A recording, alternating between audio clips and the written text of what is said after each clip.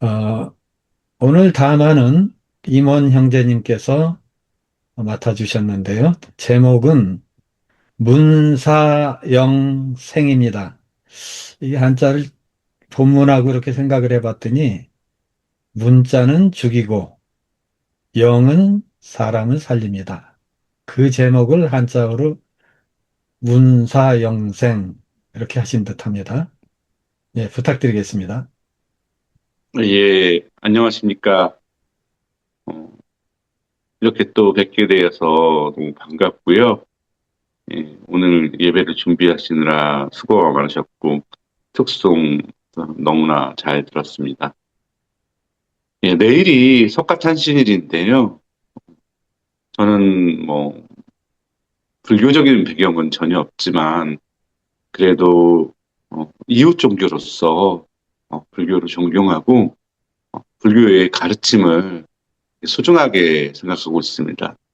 특별히 불교인들, 아니 불교적 신앙을 갖고 있는 사람들에게 본받을 점은 바로 불교의 가르침에 있다고 할 수 있는데요. 부처를 만나면 부처를 죽여라.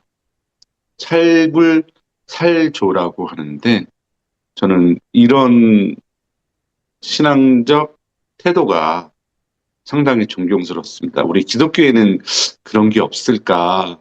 예, 마침 어, 석가탄신을 즈음해서 예, 찾아봤는데 어, 있더라고요. 그게 바로 어, 문자는 사람을 죽이고 영은 사람을 살린다. 신성남 형제님께서 예, 문사영생의 뜻을 명확히 밝혀주셔서 설교를 한 1분 정도 줄일 수 있을 것 같습니다. 네, 오늘 말씀은 살불살조와 맞닿아 있는데 문자가 없으면 진리에 다가갈 수 없는 것이 인간의 한계입니다. 그러니까 인간은 진리를 획득하기 위해서는 어, 이것이 진리다라는 모형이 있어야 그 진리로 나아갈 수 있습니다. 그래서 그거를 조금 어려운 말로 모형 의존적 실제라고 부르더라고요. 하지만 진리에 이르게 하는 방법이나 방식이 진리 자체는 아니기 때문에 우리는 이를 경계해야 합니다. 오늘날 우리에게 문으로서 작동되는 것들이 무엇이 있을까요? 몇 가지 예를 들어본다면 현대판 그리심주의나 예루살렘주의라고 할 수 있겠습니다. 본인들이 부여한 특정 장소와 역사를 전면에 내세우고 자신들의 신앙적 배경을 절대화하는 것입니다. 과거 그리심, 예루살렘, 오늘날로 말하면 로마, 한국으로 말하면 여의도, 강남 이런 것 아니겠습니까? 하지만 어, 예수님께서는 그리심도 예루살렘도 로마도 여의도도 아닌 바로 어, 신령과 진정으로 음, 예배하는 자 거기에 정통이 있고 거기에 새로운 전통이 생긴다는 문을 부정하는 말씀을 하셨습니다. 또한 우리에게 문으로 작동되는 것들이 무엇이 있냐면 바로 형식주의와 교리주의를 꼽을 수 있겠습니다. 형식주의라 하면 신앙의 삶은 다채롭고 다양한 양상으로 존재할 수 있는데 마치 그것이 신앙의 전부인 양 호도되는 기독교 문화들을 네, 교회에서 생산하는 어떤 지침들을 이야기할 수 있는데요.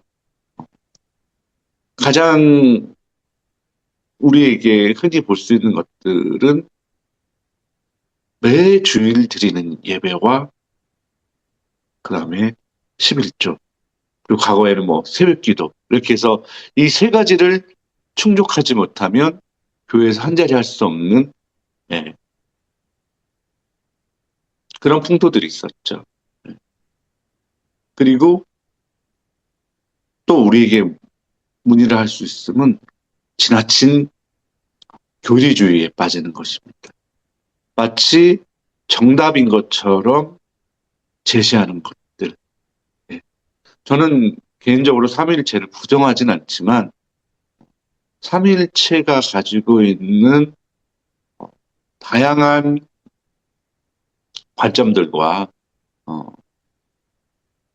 삼위일체가 가지고 있는 어떤 신앙적 평명성들은 묻혀버리고 그저 교리로서 주장하는 삼위일체. 예. 그리고 예수의 동정녀 탄생으로부터 시작해서 죽음, 부활에 이르는 이런 일련의 과정들이 교리로 만들어지는데 그 자체를 부정하는 입장은 아니지만 그것들이 가지고 있는 어떤 신앙적 여정으로서의 표현이 아니라 그 결과물만 주입하는 이런 형태들이 예, 바로 문이라고 할 수 있겠습니다. 이것과 맞닿아 있는 것들이 바로 질문들은 실종돼 버리고 예, 맹신을 강요하고 맹신하지 않으면 신앙이 없는 것처럼 예, 호도되는 이런 현실들. 저는 우리가 기독교인으로서 신앙인으로서 사랑을 해야 한다라는 이야기들을 많이 하는데 어쩌면 사랑이라는 게 우리 내면에서 우러나오는 깊은 실천으로 연결되는 사랑이 표현돼야 하는데 사랑을 해야 한다라는 당위성에 갇히면 이것 또한 문이 되어서 우리가 사랑을 실천하는 러브메이커가 되는 게 아니라 사랑을 해야 한다라는 그런 강박에 빠진 하지만 사랑을 실천하지 못하는 그런 사람이 되게 또 만드는 것 같아요. 그래서 우리가 조금 더 문을 극복하기 위해서는 여러 가지 장치가 좀 필요한 것 같아요. 그러니까 사랑을 하고 싶어도 내 안에, 내면에 가지고 있는 분노와 미움 때문에 사랑이 되지 않는 사람에게 사랑을 해야 한다는 당위성으로 다가간다면 그 사람은 사랑과 미움 가운데에서 분열할 수밖에 없는 그런 현실에 그런 딜레마에 빠지게 되거든요. 그럴 때 우리가 정말 그런 사람이 누군가를 미워한다면 그 미워하는 감정을 존중해주고 또 그 미워하는 마음 때문에 미워하는 마음 때문에 죄책감이 든다면 감정에는 죄가 없습니다. 느낌에는 죄가 없습니다. 라고 하면서 그 사람의 죄책을 덜어주고 그 사람을 온전히 수용해 줌으로 인해서 그 사람이 그 미움을 극복할 수 있도록 도와주고 그런 경험을 통해서 미움이 극복되면서 사랑으로 나아가야 하는 이런 프로세스가 바로 영이 아닌가라는 생각이 들었습니다. 뭐뭐 해야 한다가 아닌 뭐뭐 하지 않아도 된다. 영은 압박이 아니라 압박의 해체이며 내면에서 자발적으로 발생하는 자유를 우리에게 선물합니다. 예수님의 사랑은 말이 아니며 예수님의 사랑은 예수님의 삶이었습니다. 사랑의 빚을 진 사람은 채무처럼 사랑을 갚는 게 아닙니다. 예수님께 받은 사랑은 예수님께 돌려주는 것이 아니라 우리와 함께 있는 이웃에게 혹은 우리와 무관한 나그네에게 사랑을 베풀게 되는 것입니다. 영은 이러한 조건을 파괴시킵니다. 이러이러해야만 한다라는 구원의 조건들 말입니다. 조건을 충족해야 구원을 받는 것이 아니라 인간 존재 그 자체를 받아들이는 것이 바로 영입니다. 조건을 지우고 있는 그대로의 모습을 받아들이는 생명의 영, 그것이 사람을 살리고 세상을 살리고 인류를 구원할 것이라고 생각합니다. 감사합니다. 예, 고맙습니다. 잠시 찬양을 듣고 질문 및 토론이 있겠습니다. 저는 진리는 강요나 압박이 아니고 자유와 위로를 준다. 그런 요지로 이제 이해를 했습니다. 다양한 의견을 듣고 싶습니다. 오디오를 켜시고 발언해 주시면 되겠습니다. 권혁태 형제님 오디오가 켜 있는데, 그거 아니겠죠, 혹시? 예, 돼 있으면 제가 해도 됩니까, 네, 그러면? 네, 감사합니다. 근데, 예, 저는 이 너무 어려운 말씀을 너무 이렇게 쉽게 이렇게 생각을 해서, 여기에 맞을지는 모르겠습니다. 그래서 저는 보통 강의를 하시는 분이나 설교를 하시는 분이나 학자들이나 이런 분들에 대해서 상당히 불만이라 그럴까요? 좀 못마땅한 점이 있어요. 쉬운 거를 자꾸 이상하고 어렵게 해가지고 오히려 잘 못 알아듣게 하는 이런 경향이 있는 것 같아요. 이제 그런데 이런 말씀도 모릅니다. 이거 저도 이제 틀릴 수 있는데 저는 자유로우니까 아무 말 해도 뭐 누가 벌금 내라는 사람이 없으니까 이런 생각을 하는데요. 뭐냐면은 문사영생, 이 참 어려운 말이잖아요. 근데 성경을 보면은 어려운 것을 말하는 건 아닌 것 같아요. 저는 수준이 낮아서 그런지 모르겠는데, 그 요한복음에 보면 그런 말이 있죠. 헬라인들이 왔을 때 예수님이 그랬죠. 한 알의 밀이 땅에 떨어져 죽으면, 죽지 않으면 그대로 있고, 죽으면 이제 열매를 맺는다. 그런 말이잖아요. 똑같은 말이잖아요. 그죠?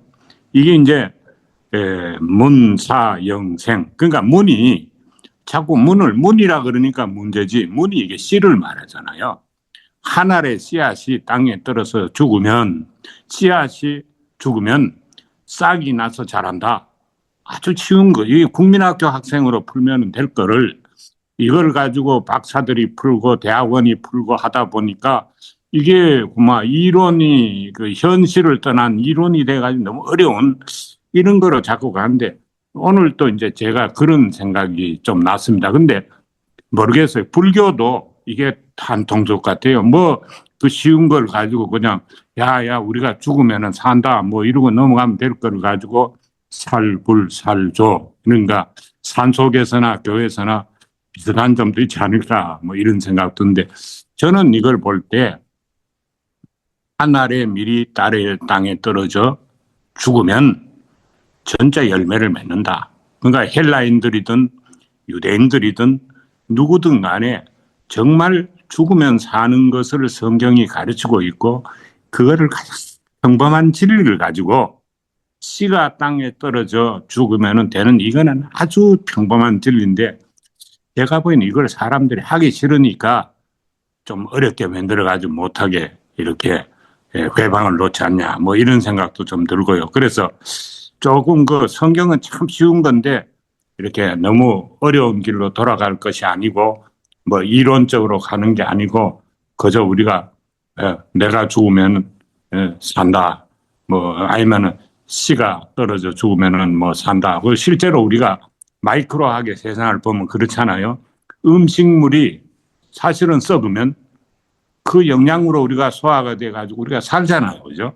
아주 평범한 건데 평범한 거로 말하는 사람 너무 없고 모두가 이렇게 어렵게만 하는 이건데 좀 하여튼 그런 생각을 지금 들으면서 좀 해봐서 먼저 이거부터 전달을 해드립니다. 이상입니다. 예. 권혁태 형제님은 항상 쉽게 설명을 해주셔가지고 저는 잘 이해가 되고 있습니다. 고맙습니다. 어, 또 발언해 주실 분 계신가요? 그래도 혹시 저는 헷갈리게 하지 않을까 싶어서 걱정은 좀 됩니다. 겸손의 말씀이십니다. 어떤 분들은 보면 정말 쉬운 걸 어렵게 설명하는, 어렵게 만드는 아주 탁월한 재능을 가지신 분들이 많은 것 같아요, 보면은. 은근히.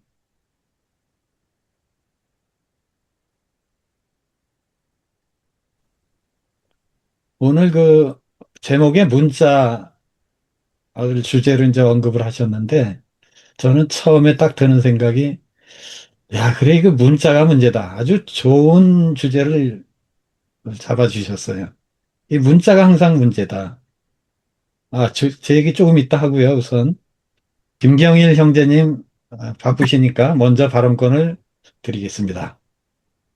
네, 저는 사실은 신학 공부를 신학원 들어가 가지고 2년 공부한 걸로 그냥 그걸로 끝이에요.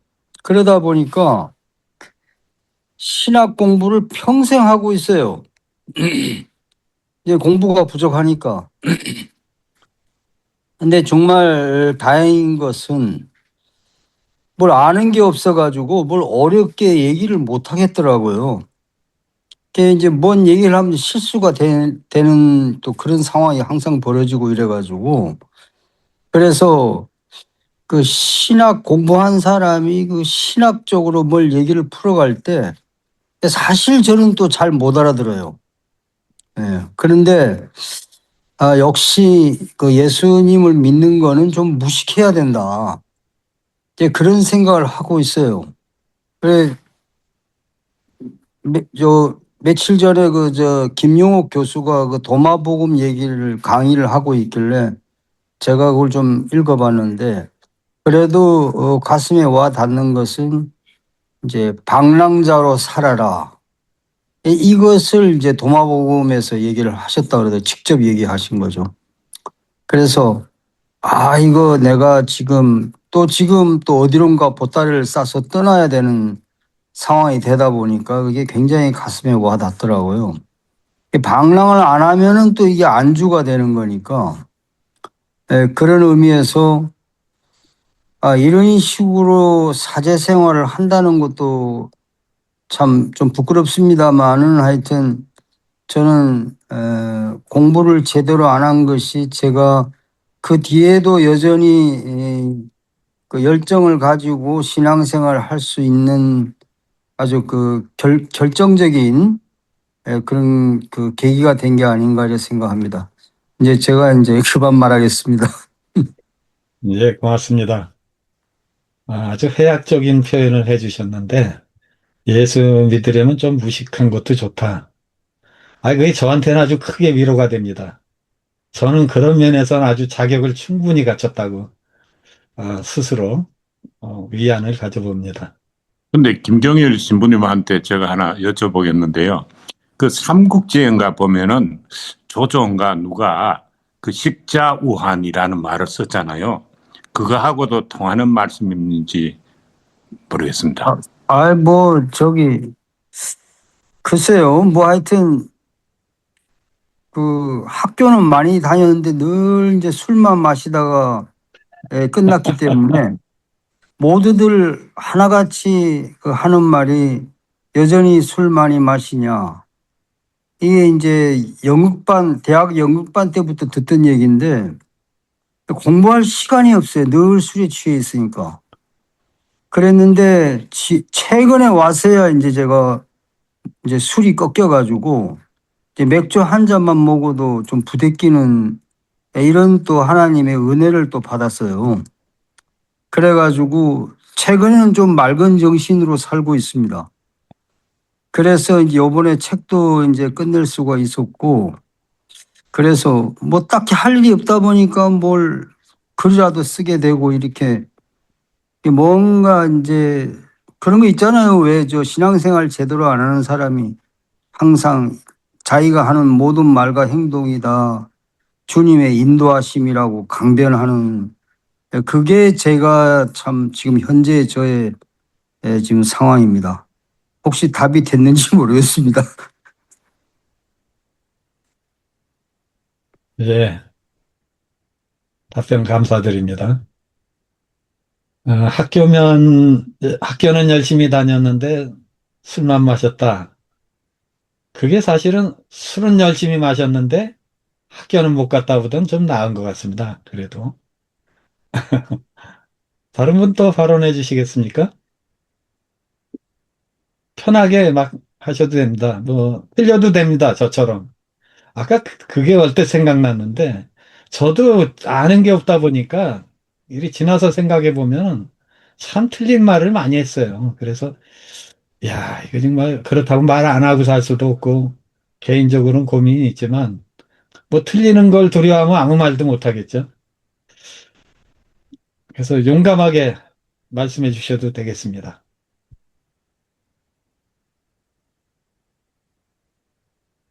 아, 이승용 형제님, 오랜만에 반갑습니다. 발언해 주셔서. 네, 안녕하세요. 네, 반갑습니다. 잘 들리십니까? 예, 잘 들립니다. 네, 제가 휴대폰을 최신 기종으로 바꿨습니다. 아, 어쩐지 소리가 아주 잘 들립니다.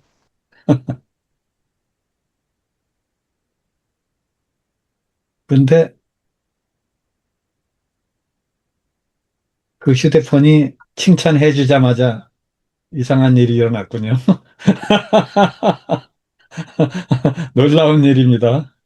그게 어디 모델인지 반드시 좀 알아야 될 것 같습니다. 아, 또 잽싸게 회복이 됐습니다. 아, 예, 제가 잘못 네, 눌려가지고 네. 꺼져버려가지고 죄송합니다. 휴대폰 잘못은 아니겠죠? 그걸 아, 네, 쓰신 네, 분이 네. 사용자가 잘못하신 거겠죠? 아, 예, 제가 네, 최신 이어폰에 폰인데. 이어폰을 좀 곧 이렇게 좀 바로 끼우려다가 스톱을 눌려가지고 끄는 걸 눌려버려가지고 네,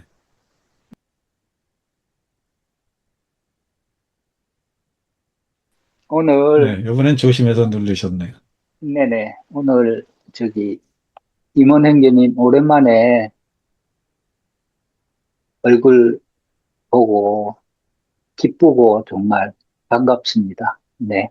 오늘 말씀 잘 들었습니다. 어, 요즘 제가 그, 오늘 그 이야기를 듣고 언뜻 생각나는 말이 그 에티오피아 성경하고 도고마라는 단어가 그 두 개가 이제 생각이 났는데 요즘 최근 제가 아, 이 에티오피아의 성경을 한번 좀 관심을 가지고 한번 읽어봐야 되겠고, 공부를 좀 해봐야 되겠다라는 생각이 들었고, 그 외국 미국 영화 배우 멜 깁슨이 에티오피아 성경을 이제 자기가 느낀 그 부분, 그리고 기존의 기독교 성경하고 어떤 비교라든지 아주 충격적인 그 영상들이 있길래 제가 조금 관심을 가지고 있는데 그 부분은 제가 다음에 언젠가 또 그 담화를 할 기회가 있으면 조금 발표를 하고 싶습니다. 그리고 도그마라는 그 단어가 그 이념이라든지 이런데 가치관, 이념 이런 부분들이 맹목적이고 앞뒤 안 따지고 그냥 맹목적인 그런 믿는 그런 부분을 이야기를 하는데, 저는 현대인이라면 신앙생활을 하면서 좀 더 이성적이고, 좀, 어, 합리적인 그런, 뭐, 그냥 신화적인 이런 부분들이 아닌 그런 어떤 질문, 현실적인 질문, 이런 아주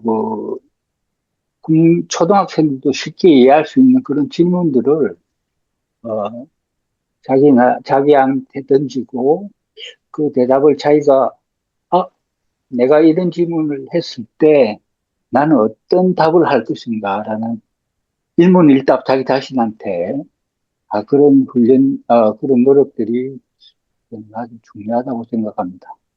오늘 말씀은 조금 깊게 이제 좀 찬찬히 한번 되짚고 곱씹어야지만 이해가 되는 그런 문장들이었는데 결과적으로 보면 어떤 어, 형식보다는 그 실제 살아가는 현재의 삶 자체가 중요하다.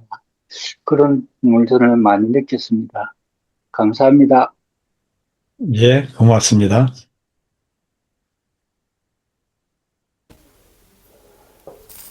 네, 브리스벤 예, 김영재 형제님. 어, 어디 가버렸네요, 임원 형제. 끊어졌나 보죠. 아니, 계신데. 계십니다. 네. 어디 갔다 오냐, 형이 말 좀 하려는데. 오늘, 예, 오늘 그 임원 형제님 담화 잘 들었습니다. 그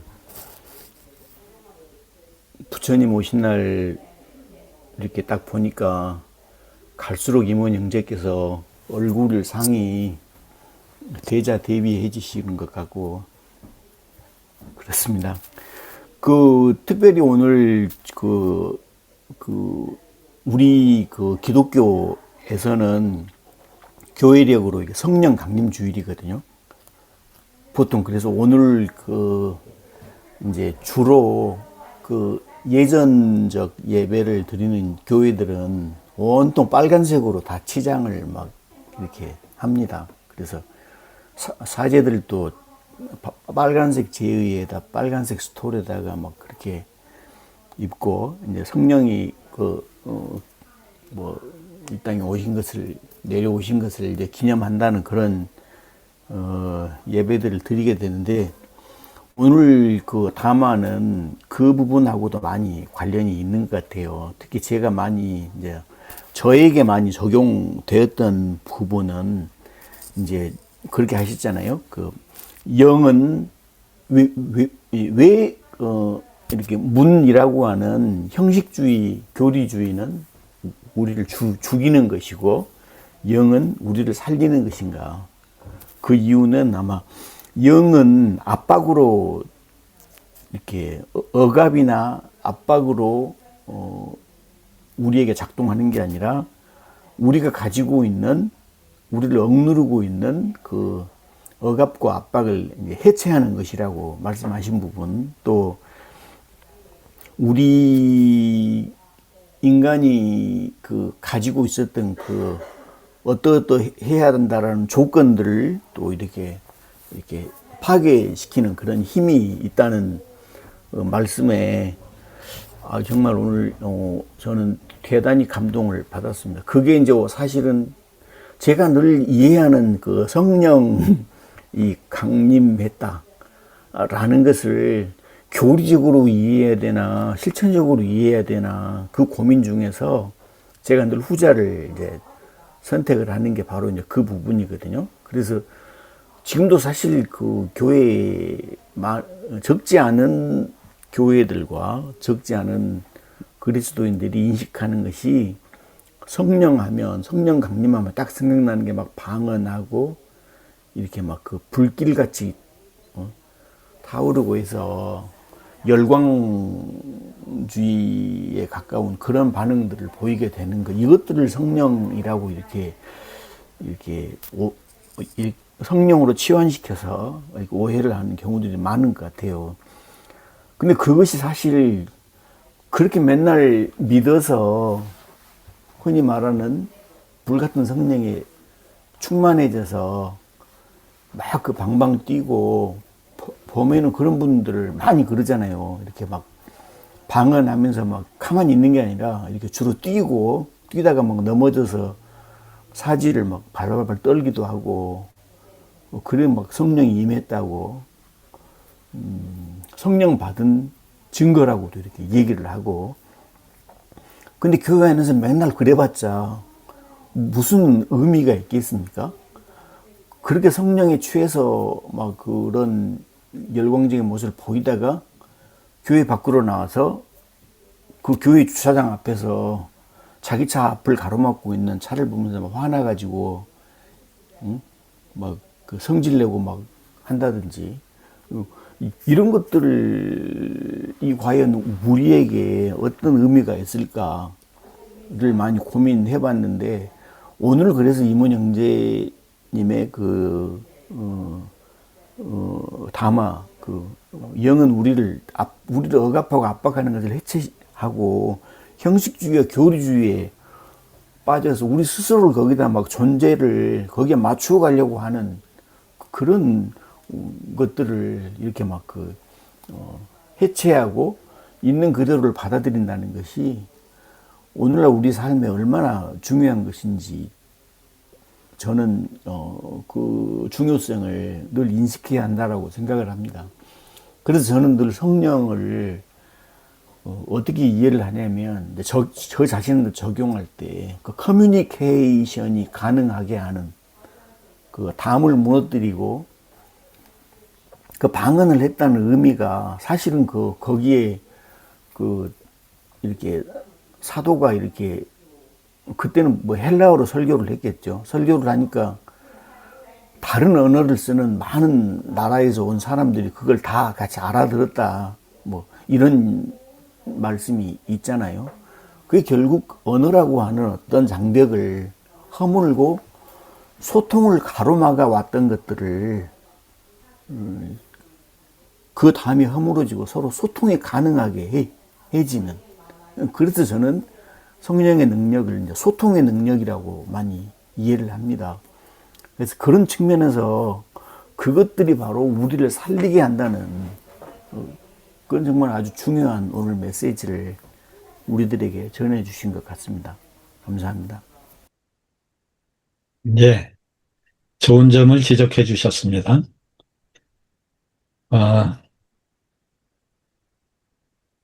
지금쯤 이제 배은선 형제님이 준비를 하셨을 것 같은데요. 제가 네, 맞죠? 네, 제가 오늘 말씀을 이제 두 가지 버전으로 한번 읽어보려고 합니다. 지금 이제 현대인의 성경하고 새 한글 성경이 있는데 내용이 약간 느낌이 조금 달라요. 느낌이 좀 다른데 그걸 제가 한번 읽어보겠습니다. 먼저 이제 현대인의 성경입니다. 하나님은 우리를 새 계약의 일꾼으로 삼으셨는데 율법의 종이 아니라 성령님의 종이 되게 하신 것입니다.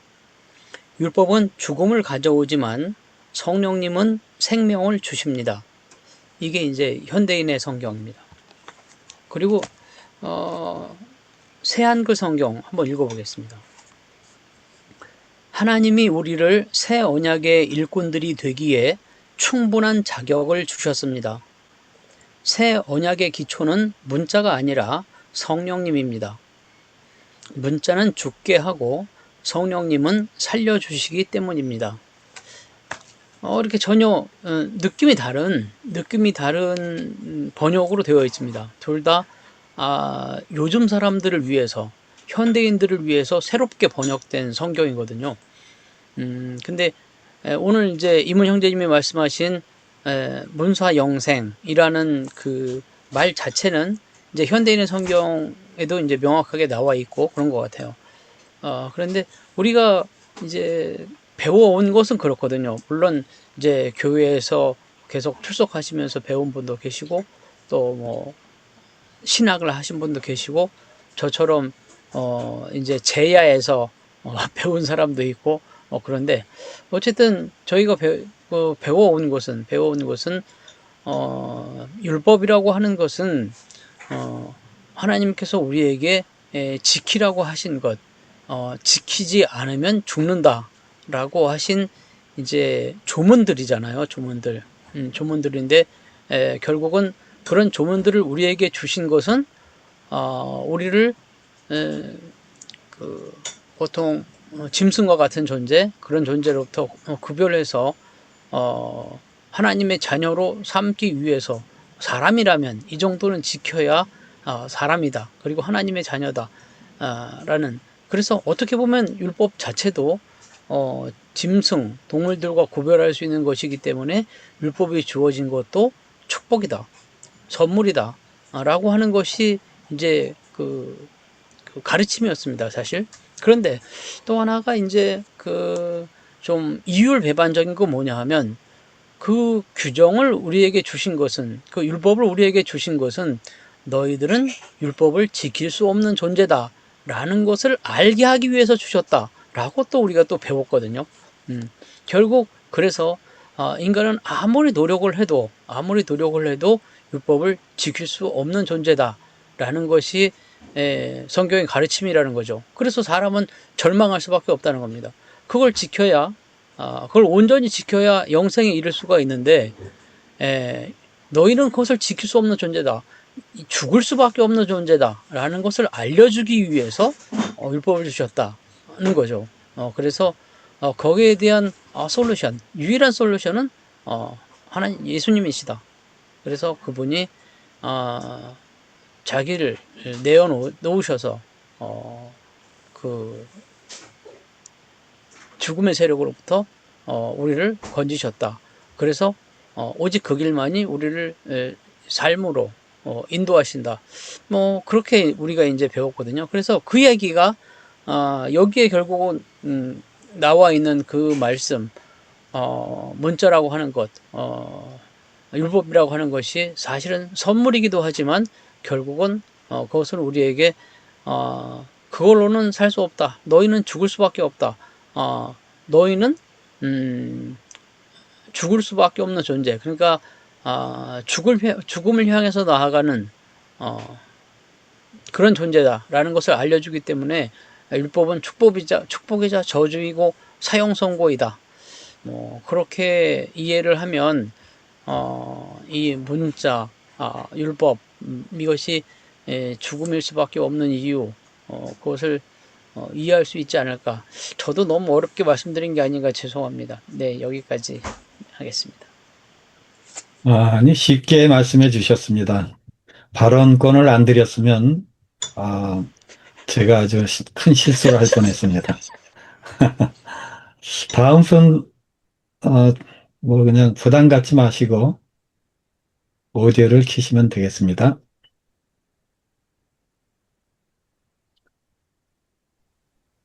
이제 박연아 자매님.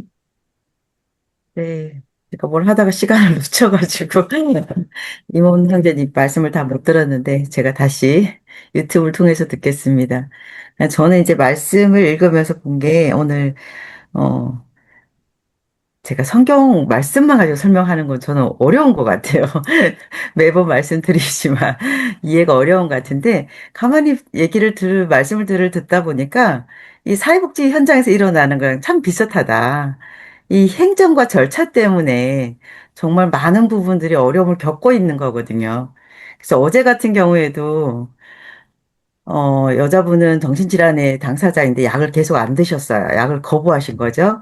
근데 이제 이렇게 관절기가 되면 증상들이 많이 나타나는데, 증상들이 쭉 올라오고 있는데, 어떻게 이제 병원에 안 가시겠다는 분을 억지로 모시고 이제 병원을 이제 담당 사회복지사가 가게 됐는데, 병원에 가서는 이제 불안감이 더 커지니까 소리를 지르기 시작한 거예요. 그래서 서울에 있는 시립병원에서 소리를 막 지르니까 그 의사라는 사람이 와서 그 담당 사회복지사한테 그냥 그대로 집에 돌아갔다가 더 소리 지르고 난리를 치면 경찰에 신고하세요. 라고 얘기하는 거죠. 근데 그렇게까지 되면은 당사자도 힘들지만 이 담당 사회복지사도 트라우마가 크게 남을 수 있는 상황인데 의사는 행정과 절차 때문에 입원을 시킬 수 있는 상황이 안 되니까 그렇게 회피를 한 거죠. 그냥 방법만 알려주고. 그래서 사회복지사가 어떻게 해야 되냐고 전화가 왔어요. 그래서 보호자가 없는 분이시고, 여자분이신데, 이분은 보호자가 없기 때문에 누가 24시간 케어를 못 한다. 그래서 병원에서 지금 진단해서 알아서 해달라고만 해라.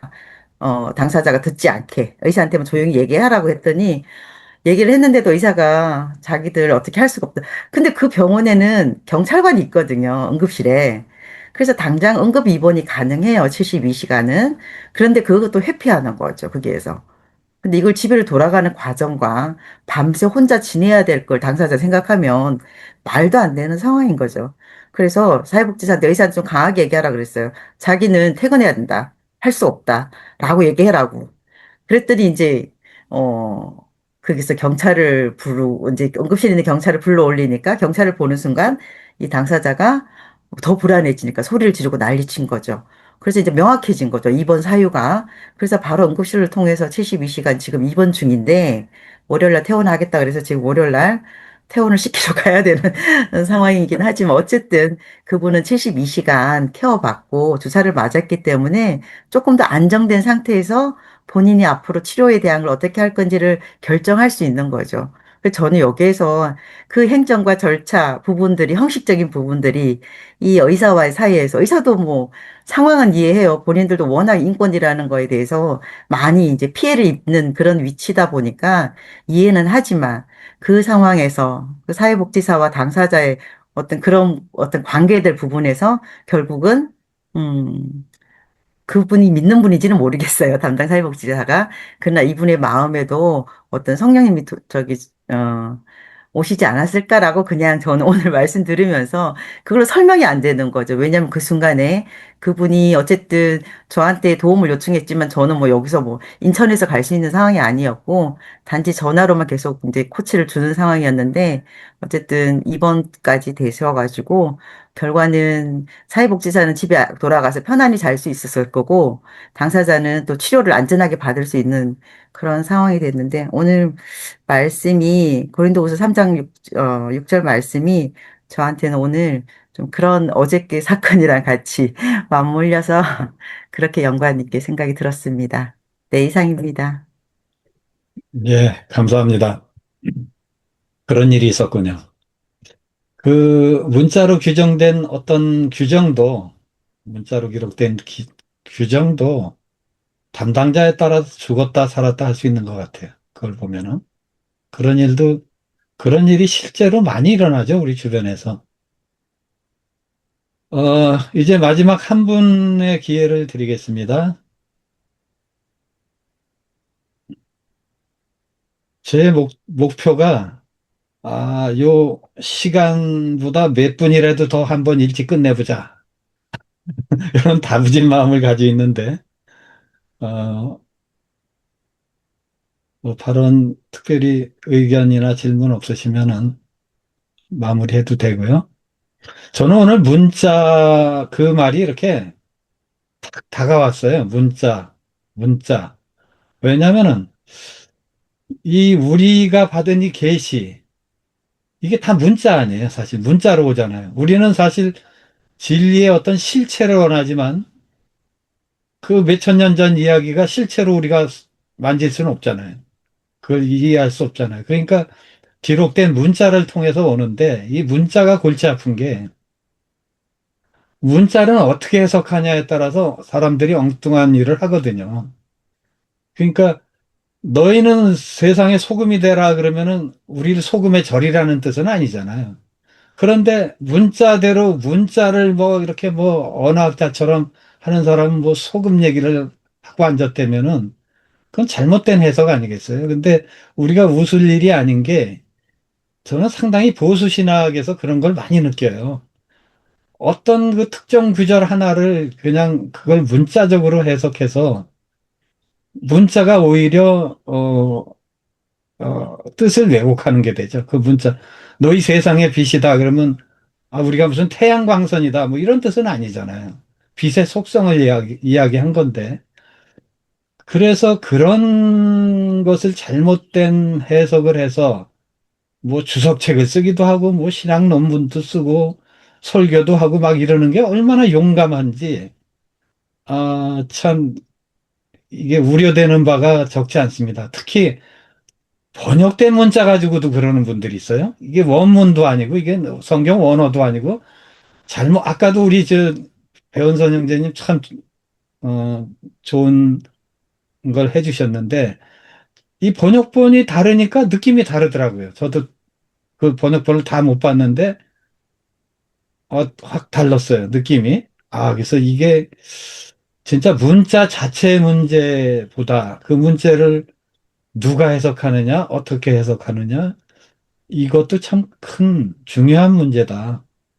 그래서 이거는 우리가 다툼의 여지도 많고 토론의 여지도 많고 치열하게 좀 해야 되는데 우리 대부분 그렇잖아요. 이게 건물 종교의 문제점이 뭐냐면 강단에서 목소리 큰 사람이 왕이에요. 거기서 떠들면 뭐 거기에 대해서 이의를 제기하거나 질문을 하면은 이게 뭐 은혜 없는 사람처럼 마치 뭐 이런 느낌을 받는 것이 문제라고 생각합니다. 4분 남았습니다. 임원 형제님 마지막으로 마무리해 주시고 기도 부탁드리겠습니다. 예, 피드백 너무 감사하고요. 참, 제가 생각하지 못했던 점들을 예, 또 생각할 수 있게 해주셔서 예, 너무 좋았습니다. 오늘 제 메시지는 문사 용생이었는데 아둘람 공동체가 일을 실현시켜준 것 같아요.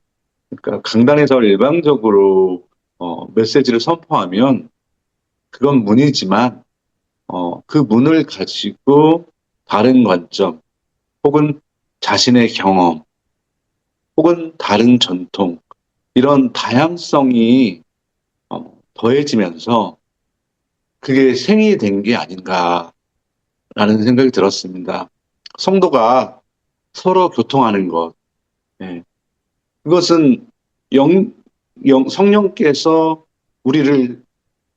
우리에게 촉진자가 되주셔서 우리의 마음을 열고 우리가 서로 교환하고 서로 의견을 나눌 수 있는 이것이 진정한 생명이고 진정한 살림이 아닌가라는 생각이 여러분들 피드백 주는 시간에 저에게 찾아왔습니다. 예, 감사합니다. 기도하겠습니다.